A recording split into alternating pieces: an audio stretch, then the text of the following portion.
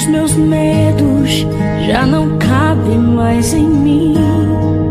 Quando o céu está de bronze, parece que é o fim. Abençoados de Deus, estamos de volta aí com mais um estudo aí, abençoados. O último estudo, foi muito bom, mas alguns me criticaram bastante.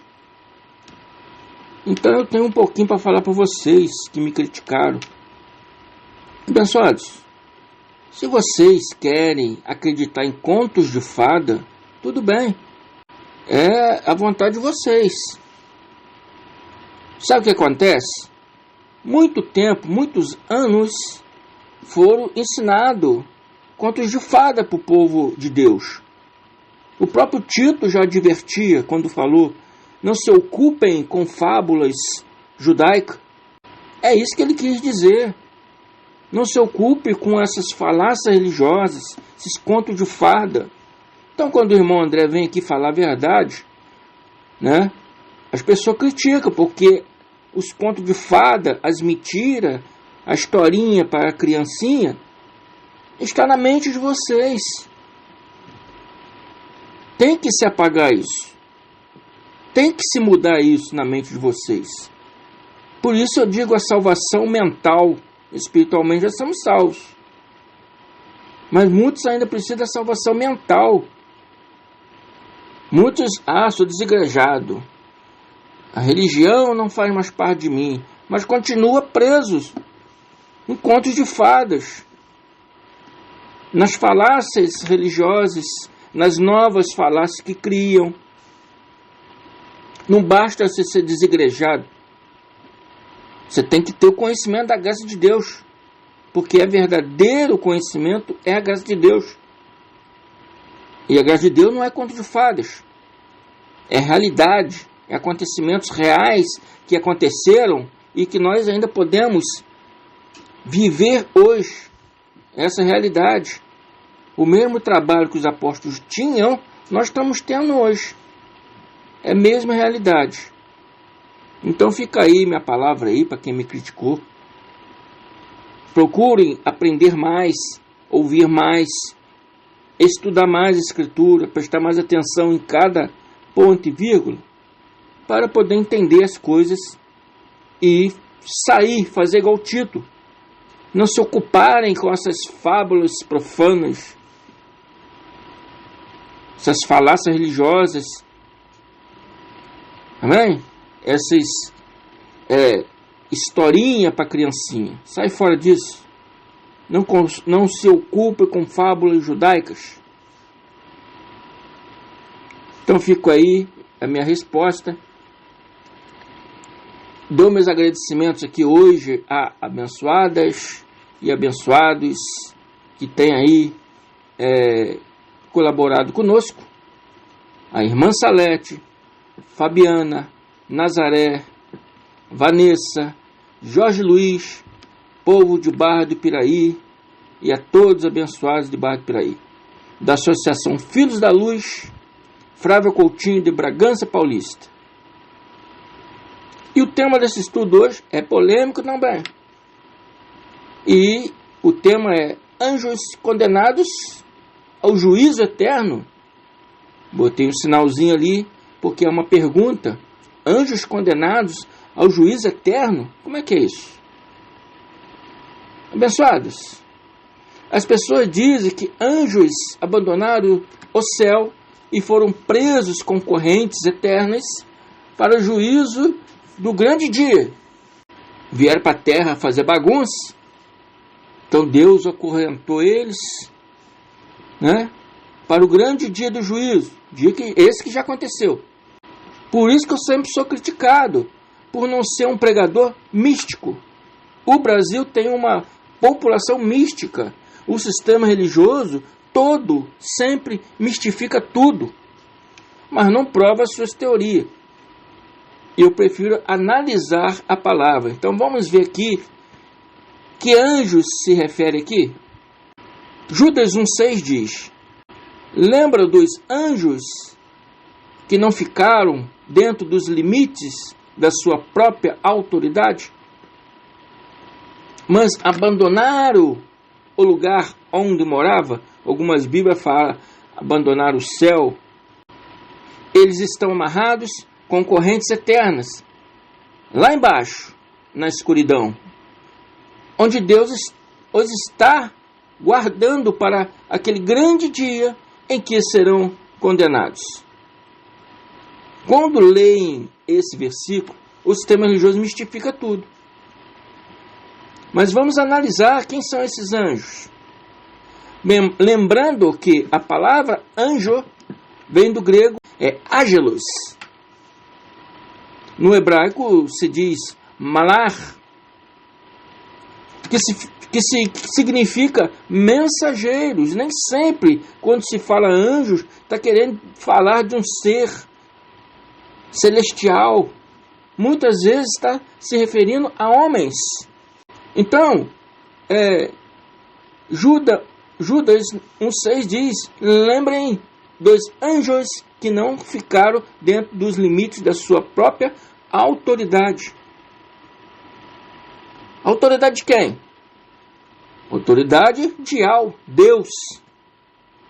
João Ferreira de Almeida, na Bíblia João Ferreira de Almeida, que a maior parte das pessoas tem, está escrito o mesmo versículo, o mesmo capítulo, o mesmo livro, está dizendo, Judas 1,6, aos anjos que não guardaram o seu principado, mas deixaram a sua própria habitação. Principado significa status de príncipe. E Deus nos chama de príncipe para reinar em vida. Não reinamos em vida. Quem reina não pode ser rei, porque rei é Jesus. Yahshua é rei. Nós somos o quê? Príncipes. Então, significa principado é isso. Nos chamamos de príncipe para reinar em vida. Salmos 82 nos chama de deuses. É Deus quem preside na Assembleia Divina. No meio de quem? Dos deuses. Ele é o juiz. Eu disse, vocês são deuses. Vós sois deuses. Todos vocês são filhos do Altíssimo. Então, ele está dizendo para quem? Para seres humanos. Deus preside na Assembleia. Ele é o cabeça da Assembleia. Na época de Salmos, ainda não tinha Jesus, Yahshua.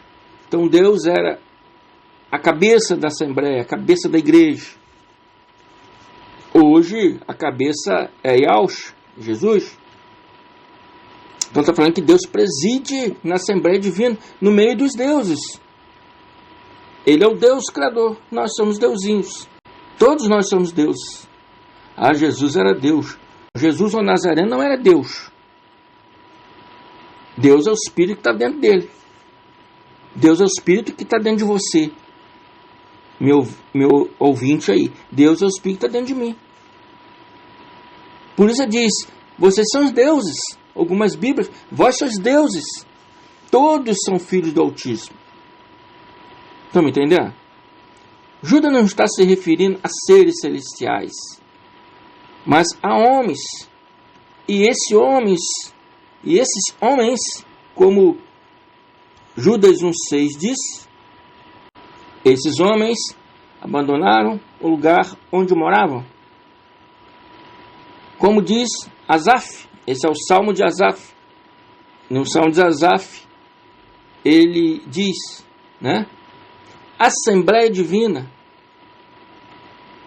A Assembleia Divina, a morada de Deus.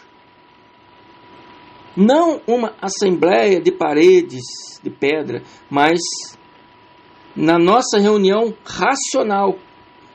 Pois igreja somos nós. Quando juntamos para estudar a palavra de Deus, formamos a igreja de Cristo. Essas pessoas poderia ser anjos da igreja, mas abandonaram seu principado. Eles não querem ser príncipe desse Deus. Eu vou ser príncipe do contra. Vou lutar contra esse Deus. É mais ou menos assim que Judas estavam querendo dizer ao povo. Essas pessoas abandonaram Yahweh e o nosso Mashiach. Abandonaram.